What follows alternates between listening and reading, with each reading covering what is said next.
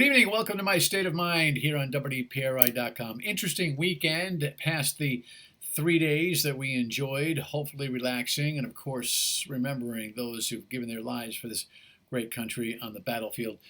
We got a report card from Governor Raimondo who says that our face mask wearing ratios are extremely high. The Department of Business Regulation was out snooping or inspecting store atmospheres and found that some 98% of employees and 97% of customers were wearing masks. Now, I don't know if that is stopping into 2 stores or 20 stores, random or otherwise, but it seems to be the case. In my travels this weekend, popping in and out, and at a couple of shopping plazas, waiting for someone from the family to come out, I noticed a lot of people wearing masks coming in and out of some of the major stores. And so that is a reassuring thing. Not so much on the road in the outdoor venues. Now, look, social distancing and 6 feet apart and all of that, the masks are really about, if I understand the science correctly, you wearing one to protect me wearing one to protect you.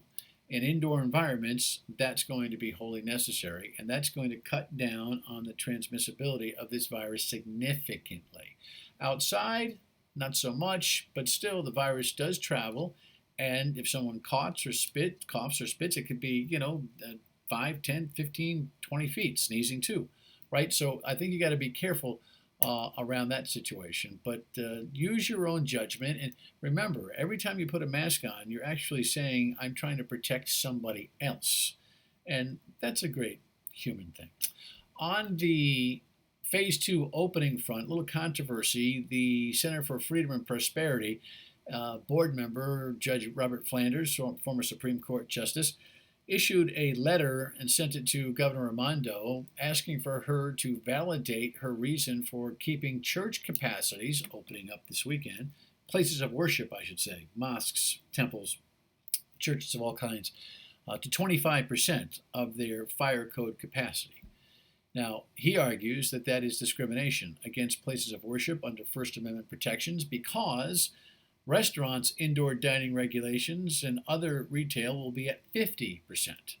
And he questions why. Now, we had some really terrific calls on the radio program earlier today, weekdays 3 to 6 on WPRO, where logistics of the churches were being discussed and the practicality of churches actually having partial attendance probably requires 25% max capacity because of the way pews are lined up and the way people sit and families here and individuals there. But the governor should and probably will respond to Judge Flanders' litigation threat. The threat most likely will resonate with worshipers, seems to me. People who didn't get to go to the first service next week, right? Being frustrated about not having a reservation for Mass or temple or for the mosque. Those are the kind of folks that would have standing for some kind of litigation like that, and it'll be interesting to see whether that actually bears fruit. In the meantime, just keeping tabs on the President of the United States, he suggested today on Twitter that a cable news commentator and former Congressman, Joe Scarborough, may very well have committed murder 20 years ago.